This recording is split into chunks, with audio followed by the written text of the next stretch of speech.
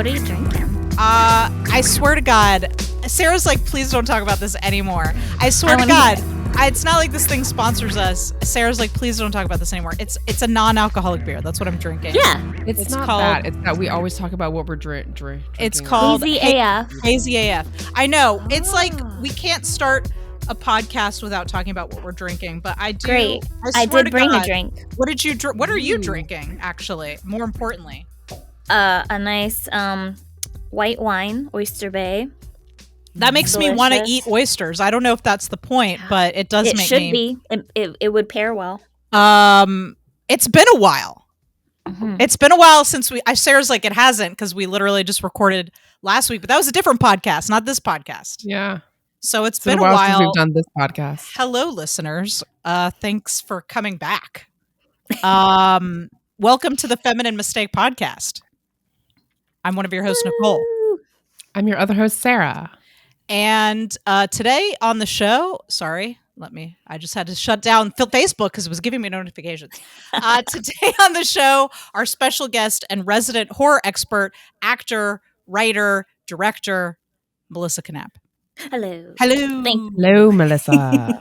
Returning forward to this every year now. I do too. Melissa is a returning guest. She is actually, this is your third episode with us, right? Yep. Mm-hmm. So we did Poltergeist.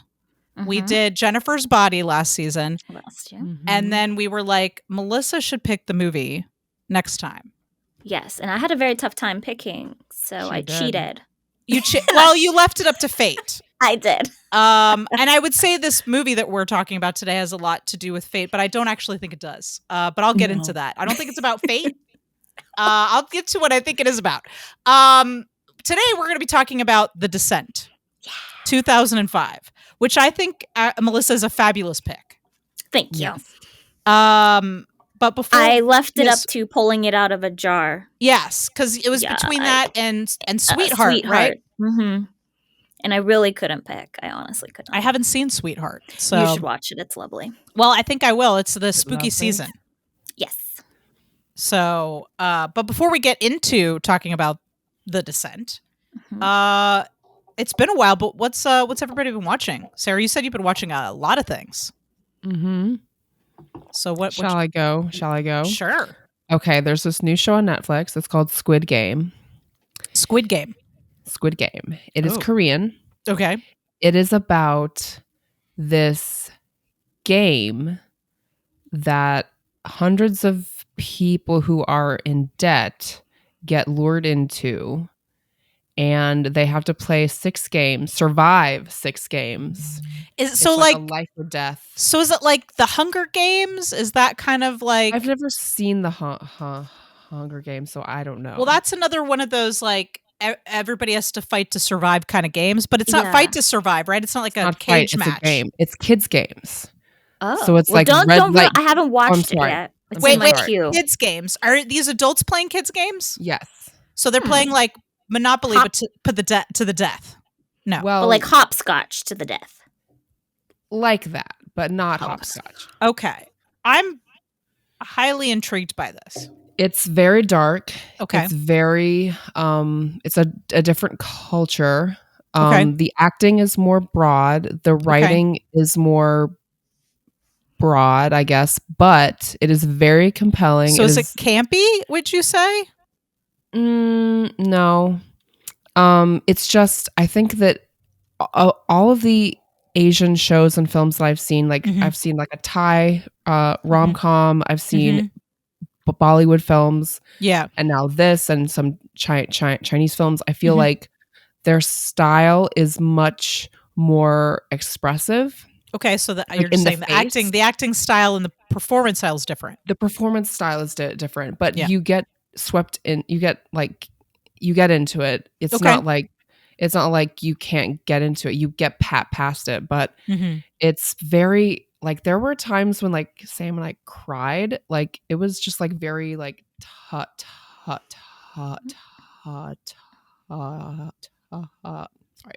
It's very touching at times. Yeah. It's very horrible at times. Ooh. Most times it was horrible. Like it's very gory. Okay. Well, Melissa, this sounds up your alley. It's in my queue because I do want to watch it. I just have had no time. Okay, yeah. No, we watched Fair. the whole thing this week. So it's like 9 episodes, I think. They're like an hour each. So yeah, we really put in the time this week to watch all of those. You did put in the time. You put in the time. You clocked in the hours. We did. We should have been paid for it. And we did analysis after each episode. Like it was just like it was a whole thing. Okay. All right. I like that. Do you think I would like it? I was curious about that because I was like, I never know what Nicole is going to think about something. I think that you'd be... Which is weird because we literally do nothing but watch and talk about movies. I know, but you always have, like, sometimes you have a very different reaction than I think you will. So you might be upset by some things, but you also might think it's awesome. Like, I have no idea. I'd watch the first episode and see what you think. Just test the waters. Okay, so that was Squid Game. Squid Game. Okay, cool. All right, so Squid Game on Netflix. Melissa, did you have anything you've been watching? I know we surprised you with that. Yeah, so if you don't, that's okay. Yeah, I watched a new series on Hulu, Reservation Dogs. I've heard that's very good. Reservation Dogs. Fucking amazing, first of all. And like I love that it was like written by Native people, Indigenous people, and you can really tell the difference in storytelling when it happens that way because it's their stories. And it's just so great. It's like real life story. I love it. And what is the tone? So is it very serious? It's a comedy. It's got a lot of comedy, but there's a lot of episodes where it might be comedy, but it really hits you. Isn't Taika Waititi involved in? One of the executive producers and writers, I believe. Cool. So like, I love it might his be stuff. Comedy, but it really hits you in the heart. Like there was episodes I was just like bawling, which is very on brand for him, I think, at least for his like indie films. Yeah. So it's I would recommend it to anyone. I love it. Oh my God. Okay, that's definitely on my like watch list. Like things that I really would like to check out is Reservation Dogs. So very cool, and that's on Hulu, right? Yeah. Okay. Awesome. So Sarah, I wanted to talk. I wanted to bring up something that you and I watched together because I just had such a blast watching it. I came over to your new place. We ordered some takeout, just like old times. We sat in some camping chairs, just like old times. Because your couch wasn't there yet. Yeah, you've got half a couch now, though, right? We have half a couch. Yes, the other half is coming next week, I think. Okay, and then you'll be able to fully sit down. Fully. But we watched Barb and Star go to Vista Del Mar, which was... Have you seen that, Melissa? Oh I've seen it, and I laughed so freaking... Isn't it great? I loved it.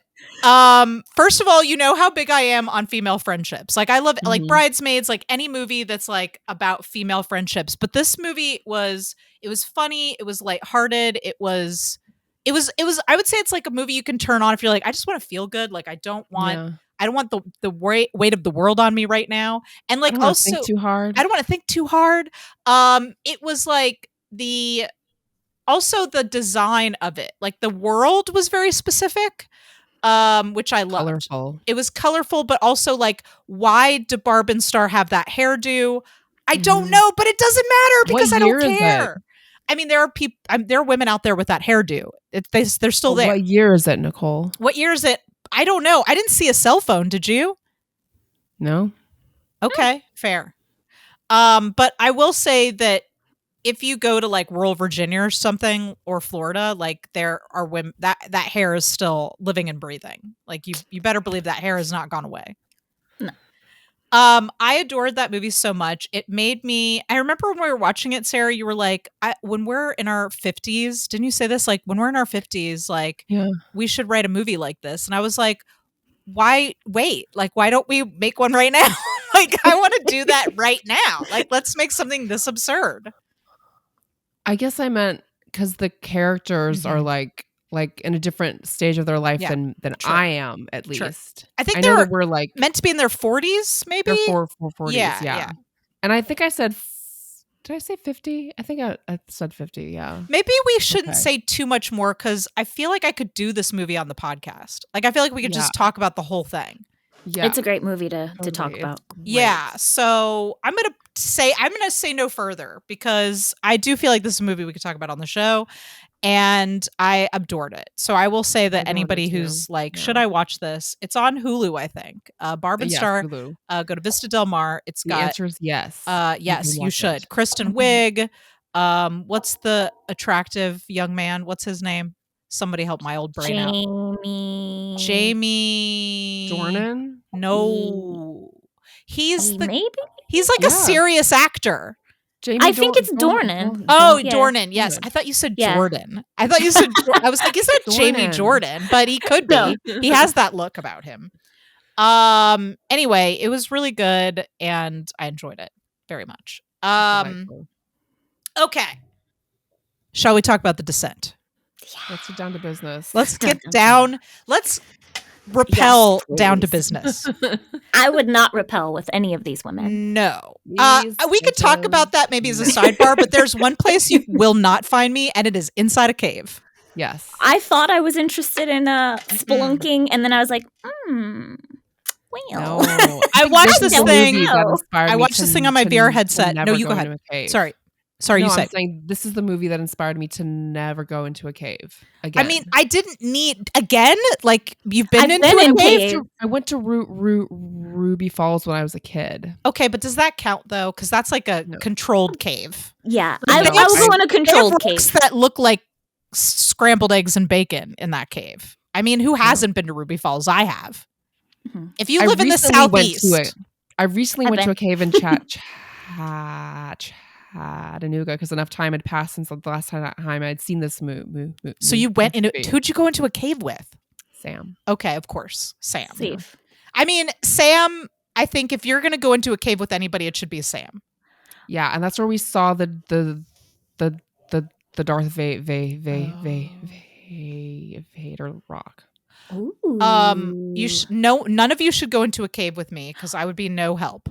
I have been in a cave, and it was like a little tour Brian surprised me with. And there was this family who went with us. And there's this like one spot in the middle of the cave where you can like crawl through this narrow little thing. And all the little kids were doing it. And one of the older girls was like, I don't want to, she's freaked out. I said, hey, if you do it, I'll give it a try. Knowing full well. The guy's like, you'll fit. It's just going to be really hard. And I was like, all right, well, I told her if she does it, I'll do it. And she did it.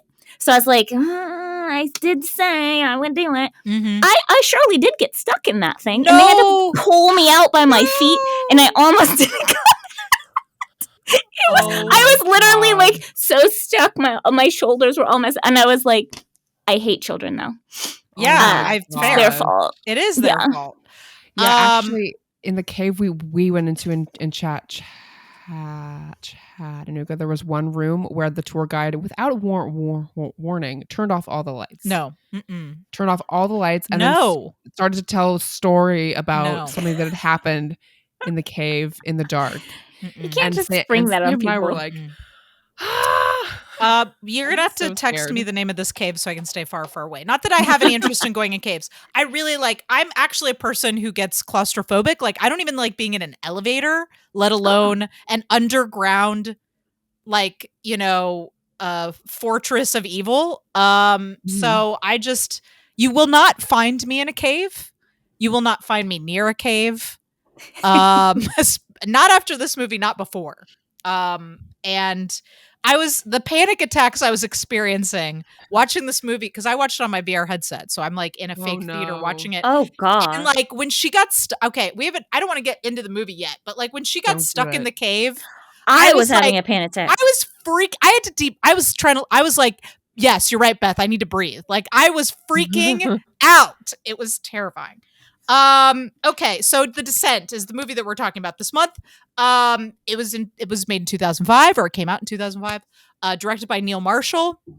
He's actually done quite a bit of really excellent horror films. If you haven't checked out his other work. Seems like it should have been directed by a woman, right? It should have. There wasn't much women on the crew either. I looked. Yeah. In the main roles. Here's what I'll say about this. Neil Marshall's films, I think, actually tend to lean heavy on male-dominated casts. So I think to have this movie be all women is good. I also think that there are times where it felt to me like if a woman had directed this, maybe the relationships would have been a little deeper. So I did think that was something that I felt about this movie, but we can get into that. Before we do, let's go around and talk about like what was your experience with this movie prior to the show? Like, had you seen it before? It sounds like everybody's seen it before. So let's start with you, Melissa. Yeah, I had seen it several years ago, and it'd been a long time since I was going through when picking movies. I was like, okay, I want primarily female cast. What can we choose? And I was like, Descent is a great one. Haven't seen it in forever. And I remember why, after watching it again, I hadn't seen it in a while, is because I scream at this movie so many times. There's a lot of good jump scares. Like, no, just like screaming at the characters, not so much the jump scares for their poor decisions. I think you could. I think this movie could be called Poor Decisions. If it was not called The Descent, it would be called Cave Decisions. Or like Turn Around. I was like, run, turn around, don't run. You don't know where you're going. Don't kill your friend. Right. Don't kill your friends. It's a good words to live by. Stab that thing harder. Like, I was just screaming. So you've seen this before. Yeah. And the characters were frustrating. And so you needed a couple of years away from them. I get that. Did indeed. What about you, Sarah? Sounds like you've seen it before. Oh, 2005, I was a junior / first semester of senior year in high school. Not sure when it came out.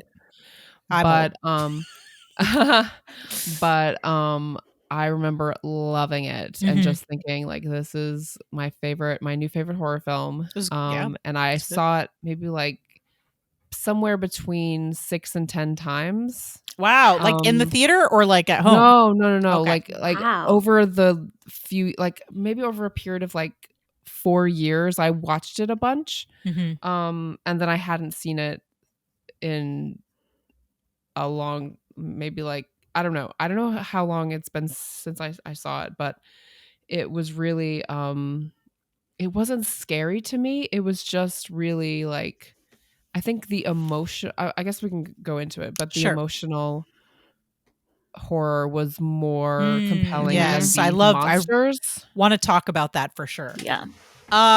Cool. So in 2005, I was in film school. I was in grad school in Chicago. And this was before I had children. So I would periodically go to the movies by myself, which is a thing that I really miss doing. But in Chicago, there was a theater on the east side, a real big theater by the lakeside that had the ticketing was on the bottom floor and the movie theater was on the top floor. So you had to take like 4 escalators to get up to the theater. So, but you could buy a ticket to one movie and pretty much just fucking stay up there all day because nobody gave a shit. Right. So I would just buy a ticket to the first movie that I wanted to see that day. And then I would just bounce around from theater to theater. And so I don't know if I paid for this movie or not, but this was one of the movies I saw on one of my days alone. And I remember so I actually did see this in the theater, and I remember like being really happy to see a movie with all women in it for one, but also like just really I was like, wow, this is really fucking good. And I remember that the first time you see the monster, when she's standing there in the dark and it just kind of like you just kind of see it or whatever sort of appear out of the shadows, the entire theater screamed. Like everyone was like surprised because that was like the first time you saw the monster. And I remember like, I think now if you've seen the movie recently, you probably would have maybe had an idea about the monsters being in it, but like the marketing for this movie, if I recall at the time, didn't really it didn't really reveal there were monsters in the movie. It was more like about the women. Right. Women get stuck in a cave. So you're like, okay, they're getting stuck in the cave and like what's going to happen in there. And obviously the cave was scary, but you didn't the first time I saw the monster was in the theater in the movie and everyone screamed. It was cool. I honestly think they did, again, another kind of like summation of it, but I don't think they needed the monsters. We can debate about that. I would love to hear why you think that. I think the monsters are a metaphor. So I think you do need them. Well, you need them for the movie, but also I think that they have more purpose than just to be creepy crawlers. I think that the whole cave is a big fat metaphor, but we'll talk about that. Yeah. All right. Well, that's our experience with the movie The Descent prior to the podcast. So let's get into talking about this movie. The house is a mess, Jack. The kids are a mess, Jack. You're a mess, Jack. You have been a total bitch ever since you came to New York. You seem sort of distant. Let's just do it, huh? You look stupid and rich. Stupid and rich. Fascist. All right, let's get into it. Okay, so The Descent, 2005.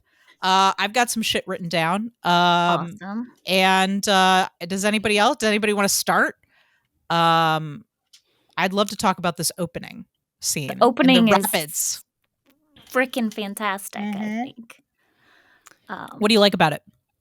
The main thing I like is where they kind of set you up right at the beginning that these women are just adventurous women. Extreme sports. Like, they're just badass women. I love that setup. And then I like how it immediately switches to that kind of calm car scene at the very beginning of the car domesticity scene. Yeah, it's just like whoosh, just straight. I absolutely. This movie does not fuck around with exposition. But sets up a lot really, really quickly in a very efficient way. Yeah. I've been paying a lot of attention recently to how movies start. Just because, like, I feel like for me, that's always the hardest part for me. Like, the middle and the end is, but how to start a movie to really reel the audience in and give them the information that they need, but also like set the tone for the rest of the movie. I feel like that's really challenging. And so I think the scene with the rapids really does it. It does everything you just said, Melissa. It sets up a lot of relationships very, very quickly. They set up the conflict with the husband and Juno, but like not in a way that's so obvious. Like, I remember when I watched, I don't know about you guys, but when I watched in the theater, I remember going like, oh, that's, I kind of thought that maybe Juno, this is how I interpret it the first time I saw it. Oh, maybe Juno's annoyed because she wants to be on this adventure trip with her gal pals, and like she doesn't like the invasion of like the domestic life, like taking her friend away from that. So I thought it was more like a jealousy thing about like her friend being in a different place in life. I didn't catch on that there was like a relationship, an affair. Like, I didn't catch on about that. There is a spot where he like helps her take off her helmet, which is fucking weird. Like, I didn't catch that probably. Maybe it's because I was like, exactly. And it's like, Melissa, I feel like, first of all, I just also want to say that my fucking nightmare is to have friends who want to do extreme sports. Like, that's my nightmare. I don't want to go on rapids. I don't want to rappel down a mountain. That sounds fucking terrible. I don't even want to go skiing, you guys. It's too cold. What? I literally was like, Brian, why don't I have women friends who want to do these crazy things? Well, doesn't Vanessa do this kind of shit with you? It's not me and Sarah. We'll wait at the car. We go camping. Okay. I won't even camping go and hiking. I've thought about going camping. I've been invited and it's like never worked out. And I've thought about it. My big problem is I just don't like sleeping on the ground. Yeah. But you have like a nice sleeping pad. Like, I have an inflatable one. Bugs. How am I going to read my fix? I don't have Wi-Fi. You just download it. I also download a spooky podcast. Nice. And we listen to it by the campfire. I feel like, Melissa, I feel like you and Brian are the type of folks who would like sleep on one of those suspended beds from a mountain. We totally would. I can't imagine doing that. That sounds I would do it. Terrifying. Yeah. So that's number one. First of all, I'm not an extreme sports kind of gal, but secondly, the fact that is an important aspect of their friendship is like right off the bat set up. Also, the rapid scene was very good. I love the way this movie is shot. You can tell that it was shot on film. Like, I think it's very clear the texture of the image that it was shot on film. And it sets up and then like right off the bat, killing this family immediately. Brutally. And that blood splatter, the blood splatter when the pole goes through it, she's like, and I was like, oh, this is going to be such a bloody, great movie. Yeah. That also, I mean, in addition to being afraid of caves, I have also since then been afraid of being behind cars that have poles or ladders. Well, Final Destination set up for that, right? I didn't see fine. Okay, Final Sarah. Destination. Also, not to get to the ending, but the ending where the truck goes by and there's a bunch of logs on it. Yes. Sarah, if you haven't seen Final Destination, we're gonna after off mic. We're gonna have to watch it. Okay, You're gonna have to. Okay. I hate driving behind logging trucks. I'm not gonna say anything about it, but that movie ruined me. I will never drive. If I see a truck with sharp, pointy things on the back of it, I am gonna get off the interstate. Like, we're gonna have to find another way because I'm not gonna be behind this motherfucker. And it's the same thing for me. Like the poles, the logs. I can't. I had not, when I last saw this movie, I did not have children. So I'm grateful that the movie did not gratuitously show us a bunch of that would have been terrible stuff. I don't think I would have been able to watch it. But the heartache that she's feeling and the fact that she lost her entire family, the repetition of the birthday cake and this moment that she was in the middle of planning, like this future she had with her daughter and her family that she's never going to have. It was all very emotional for me personally. But anyway. Can I say that the actress who lost her family, she did a phenomenal job of making you feel that heartbreak in that hospital scene. Like that, I was like in tears. Like I just felt that. She did such a wonderful throughout the job. entire film, she was very affected. Yeah. Oh, yes. She did a really good job with that. I actually felt like overall the acting in this film is really good. I thought everybody turned in a great performance. All of them. They all felt like real people to me. And I always feel like in a horror movie, it means more when they feel like real people, because then once bad things happen to them, you feel like shitty about it. Juno's intensity. Like there were just some moments that were just so intense, and she was just like nailed it. Yes. The character, I don't remember her name, but the one that was like the super adrenaline junkie, Holly. who base jumped Holly with the short hair. Yeah. Her intensity was like, She's and like great. I know people like that, so like that was like very real personality. Yeah. I'm like, doesn't look before you do anything, like doesn't think about it, just goes, and then you end up like hurting yourself, tromping through a cave, bones sticking out of your leg. Yeah. Okay. Sarah, did you have anything that you wanted to talk about here at the beginning? So after the death of the husband and kid, and then the hospital, and then they what is it? Is it a year late? It's a year later. Yeah. Okay. It's always a year late. 1 year later to the day. I'm just kidding. I don't know. So they all meet at a cabin, and they're going to go caving. And who picks it? Is it Juno? Juno who picks it? And she's like, "There's this cave that." Well, they're supposed to go to Borum Caverns, or as Holly calls it, Boring Caverns. Which they should have. They clearly first again. This movie, I feel like, and I don't want to circle back to what I said earlier about how this movie. Some movies are about fate. Like it's like in a horror movie, whatever you do, it doesn't matter because this was always meant to be this way. This movie is very clearly, and I get why the characters are frustrating to you. This movie is a series of bad choices. Like literally everyone making a series of bad choices that lead to a lot of suffering. The car is the only thing that happens that's kind of it's not out of control because Paul should have been looking at the road. What is the matter with you, Paul? Like, why were you not looking? He wasn't driving. His guilt was too heavy. He was driving. No, he was driving. Because it was, it's a European, because it was European car and he's driving on the right and she was, okay. Yeah. Sarah, I feel like if she was driving, it'd be really bad news because she was turned around talking to that child for a very long time. Right. Yeah, for some reason I forgot that they were in Europe. I thought they like Scotland. Which would have been worse. I think Scotland. She says that Juno had come to Scotland to visit her after the accident or something. Or left Scotland to go back to the US to escape the sadness of what happened. But Scotland, so I believe they were in Scotland. I don't know where they were doing the rapids, but that's where she's from. Yeah, so they go to this cabin. did you feel like here's what I want to know about the cabin, like for you guys, because here's one thing that I always find awkward in a movie that's written and directed by men is like when they're trying to introduce women and like their relationships to each other. Like I feel like it is very clunky in most films when that happens. So I'd like to ask you guys how you felt about the way the characters were introduced. Did you feel like they were clearly defined? Did you feel like the whole cabin scene seemed realistic to you? I just wouldn't be friends with women like that, so I have no idea if it's truthful or not because I just haven't been around women like that. Women like what, you mean?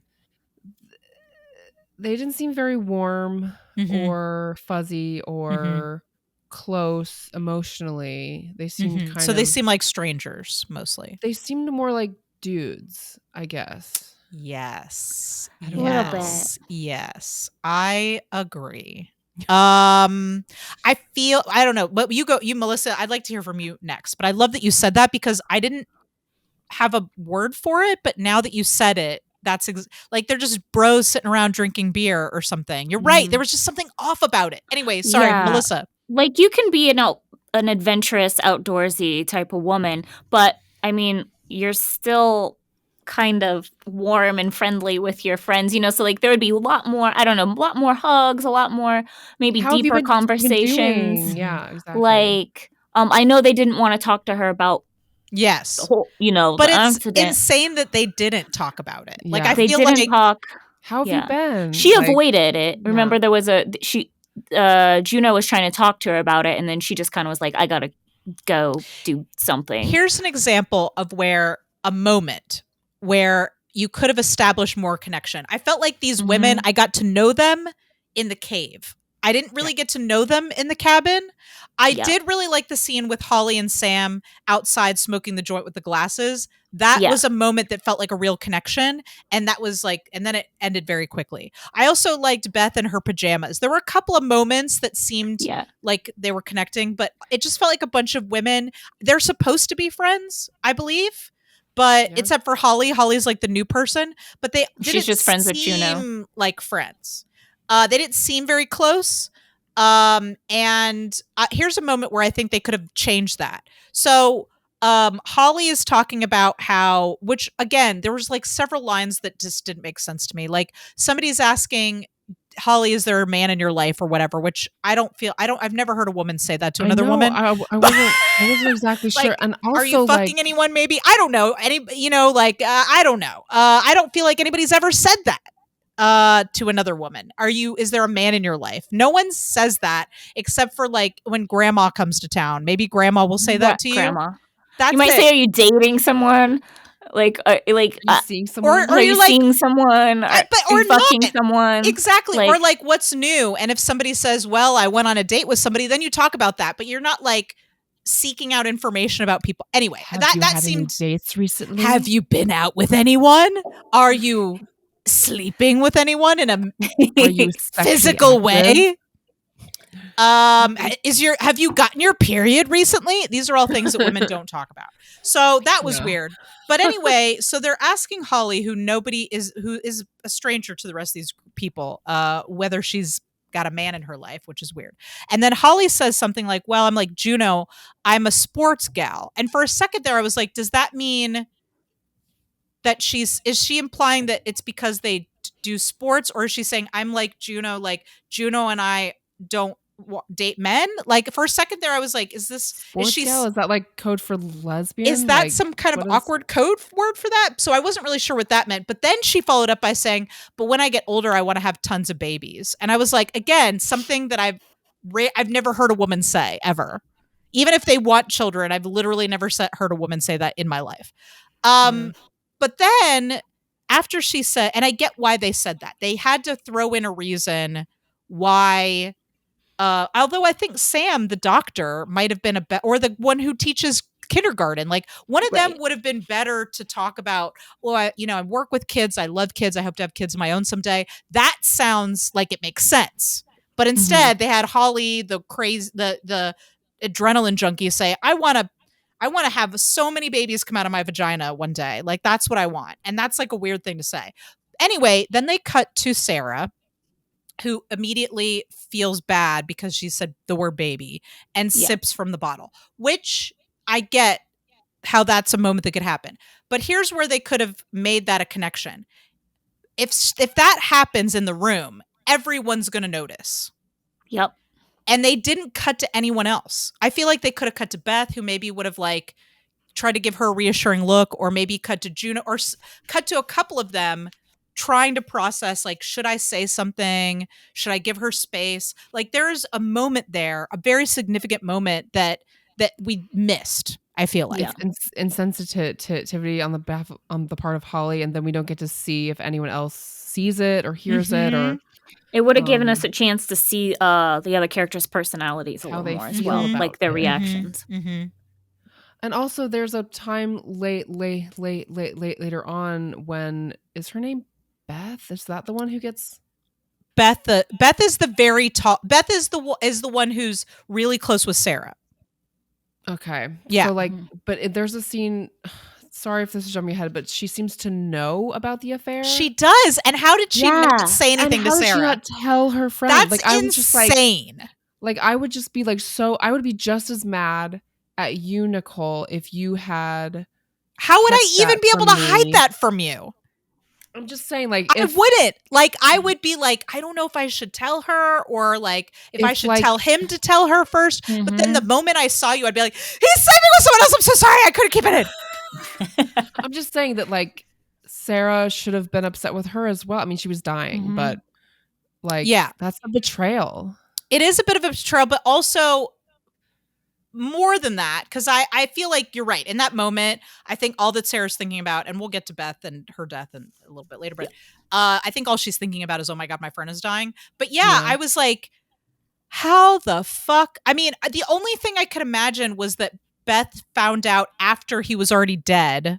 Must have. And then, but I need to know that. Like, when did she know? Because she knew that he gave her that. You're right. Yeah. You're right. You're right. But only if you gave me a small piece of dialogue earlier, again, this is all character moments. If, Beth and Juno are like in the outside the cars, or it's at the party could have been, here's my biggest complaint with this movie. I actually think this movie is really fucking good. I love it. It's so good. I want to make that very clear. But the thing that I think is weakest is that the characters, I get to know them in the cave pretty good, but they're not very clearly defined before that. And we could have spent more time at the party, like giving them more clarity as to individuals. For it took me a while to figure out who was who, because it's mostly white women and they all look kind of the same. And so I was like, "Who's that?" They do 2005, so there wasn't quite diverse back then. No. It was a good 90% white ladies with straight hair in this movie. They all kind of look the same, and there was not a lot of diversity in this cast. And I would hope I would hope that the cast would be a little more diverse now than it was in this movie. But right. Anyway, I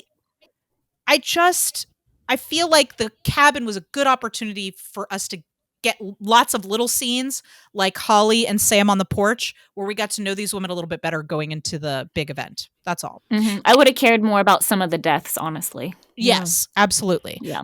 And one of those could have been, Beth noticing that Juno's wearing the necklace and being like, totally. I can't believe you're wearing that here. Like, oh my gosh, I should, I feel like I should tell her, but since he's already gone, I don't know if that would help. I don't know if that would make her feel any better, but you should tell her. Like, that's like a moment that could have happened. So if Beth knew, I can only imagine that it was something she found out after his death, or otherwise that's a huge betrayal to not say anything. I mean, if someone's one of your close friends, you're going to tell them these things. Like, it would be really strange not to tell your friend that. It is very strange. Especially since Paul's not part of their friend group, it doesn't seem like. So it's not like there's a conflict of friendship interest there. Like, he's just Sarah's husband. So I don't know. It was really especially strange. Since she left. Like, she didn't even stay. Juno didn't even stay around when he died. She just straight left. Yeah, I feel like Beth could have been like, "Hey," but I can understand why after his death it would have been like, "What's the point in telling her?" because it's just going to hurt worse. Like Before she's that already in trip? pain. Before that trip, I don't think I would want her hanging out with Juno. No, maybe before the trip, I would be like, you know what? Instead of going with Juno, maybe we should not go with this woman who was sleeping with your husband. I'm just saying. Right. Oh, I mean, did I say that out loud? At some point, you're going to have to tell her because you don't want her hanging out with that type of person. Yeah, it's true. It's so that was very strange. But yeah, I definitely think what I wanted was more setup, a little bit, just a little bit more in that cabin. More character development. More character in the beginning. Like, yes. How do you guys feel about that plot point, though? That good question. Friend sleeping with your friend's husband. Like, how often does that happen? I know that personally happens. Oh. I've had a friend in that situation. Oh, okay. I mean, I'm conflicted about it, Sarah. I'll be honest. When I first saw this movie, that was the thing that I liked the least. Yeah. Because I was like, why do we feel as a society that the only way to create conflict between women is over a man? So that is, I think, a weakness. But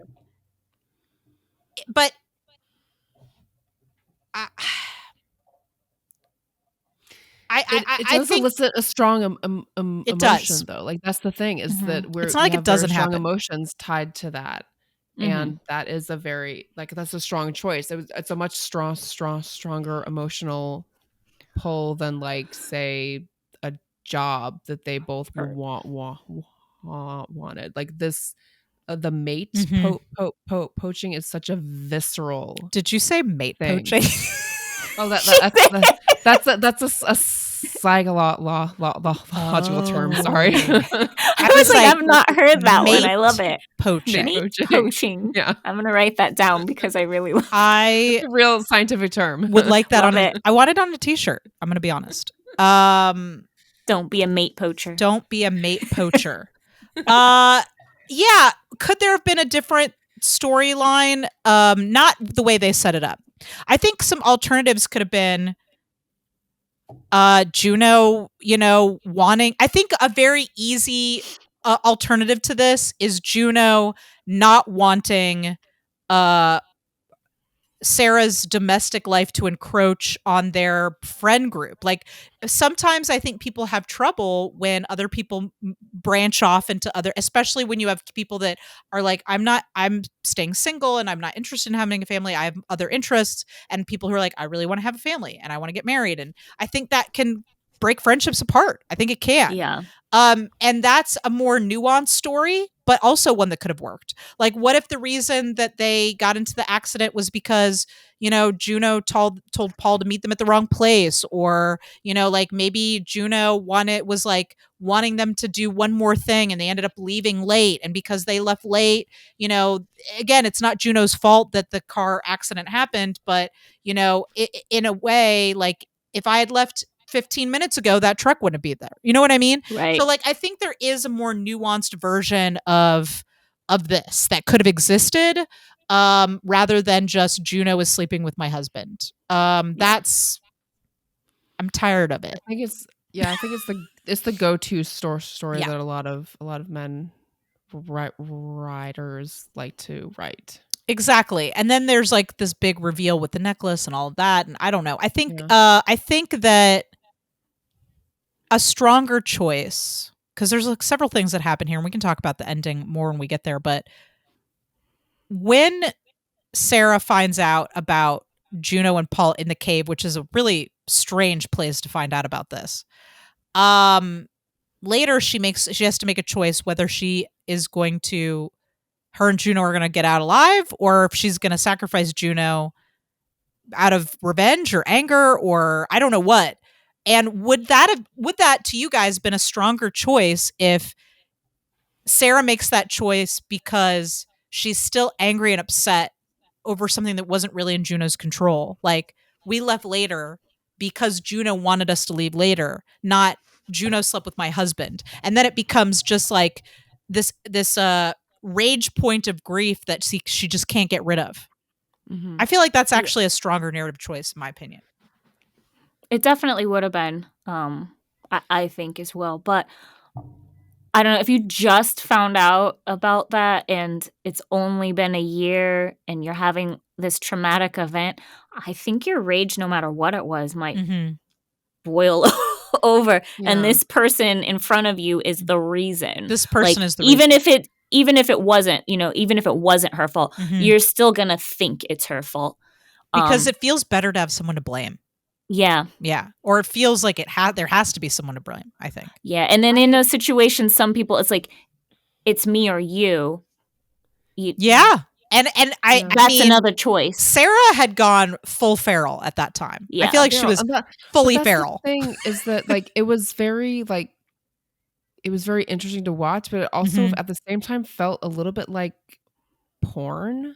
You know what I mean? Like interesting anger porn. Anger porn. Like it felt like the kind of thing that men want to see, like, oh, women who get really angry and then they cat fight their friend. Yeah. Fight. Exactly. It just felt like that kind of energy as opposed to true grief and rage. It felt like, I get that. Sexy, slimy, angry woman. That's fair. I think that read is I thought they looked like badasses. Anyway, I don't want to talk about the end just yet. Let's come back to that. I would like to talk about, so they go into the cave. Yeah. Ooh, can I talk about a little setup they do that I really would loved? And it's just I make it its own character. It's not, the when they're getting everything out of the car and this chaotic feel as they're unpacking, right? Yes. They're getting all their rope and their gear on and everything. And then Juno has this pick. Yes. And then you see her click Slide it onto her I belt. Noticed that too. Yeah. And I was like, oh, that's a character later. Yeah. Like that thing that has its own story. It's like Chekhov's pick. Yeah. I yes, absolutely exactly. I noticed that too. That. I was like, that's Chekhov's pick. Where is that coming in play later?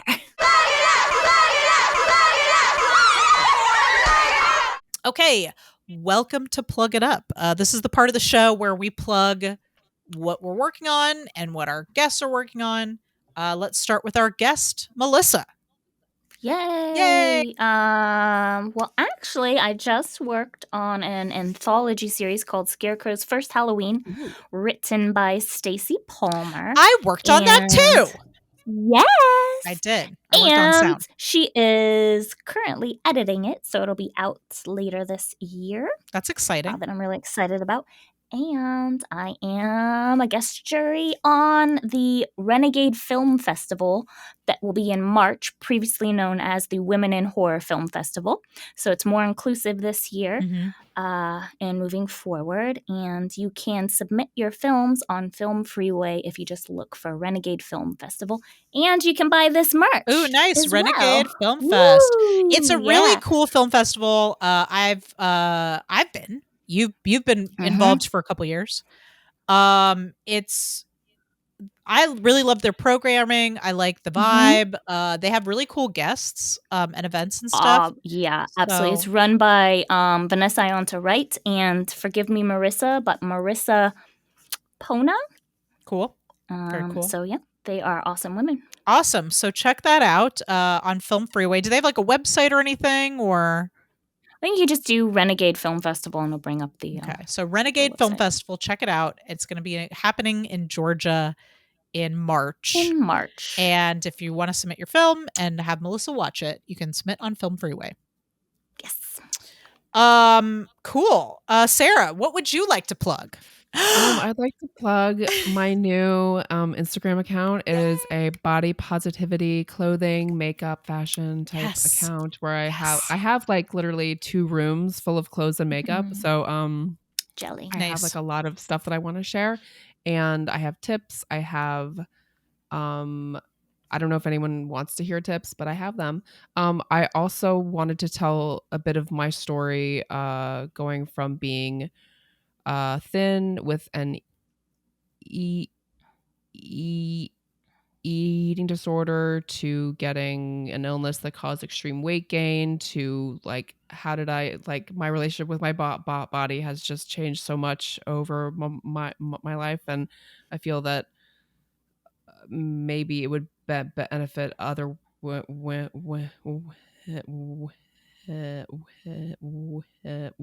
or people in general to hear some of that. I wish that I had heard some more stories when I was going through that. So you can follow me on Instagram at hedgehodges_bodpos. That's HEDGEHODGES_BODPOS. It's kind of a long name, but love it. Yeah. Sarah, I love this journey that you're on, and you have some really awesome pics up on your Instagram already. You really do. So go check that out. Sarah's new body positive fashion makeup personal journey account. It's awesome. So I would like to plug a couple things. We all three of us were a part of the Critical Crop Top sketch comedy web show, which we shot virtually during the pandemic. So we shot it over Zoom and had people shoot things at their house and all kinds of different stuff. And so all of the episodes are now on our YouTube channel, so you can go check that out. Or on the Instagram, actually. You can look at Critical Crop Top on YouTube or at Critical Crop Top on Instagram. They're all on our Instagram TV page. I think they're also on the Facebook account. Like you can watch them really anywhere. So at Critical Crop Top on Facebook, Twitter, and Instagram, and Critical Crop Top on YouTube, which is of course also where you can watch the vidcast of this podcast. So if you're listening to this and you're like, I love listening to this, but what if I was looking at it? You could by going to the YouTube channel and watching it on YouTube. And of course, Sarah and I, if you're wondering what we've been up to all these long months, we've got another podcast that we do called the Adam and Andy Podcast, which is where Sarah and I do this, but with movies by Adam Driver and Andy Samberg, or TV shows. We're actually watching Brooklyn Nine-Nine Season 8 right now. So check that out. That's the Adam and Andy Podcast. And of course, reach out to us about this episode. What did you think about The Descent? And you can tell us all about it at Feminine Mistake Pod on Instagram and Facebook, and you can find us on Twitter at Femistake Pod. Yes. Melissa, thank you for being a guest on the show. Thank you. We are going to continue this discussion in part 2, so please do come back for more on The Descent. Thank you, listeners, for returning. I know it's been a while, but we're back, and it's good to be back. It's good to be back with you, Sarah, and it's good to be back with Melissa on the show. So join us next time. We'll be continuing our discussion of The Descent.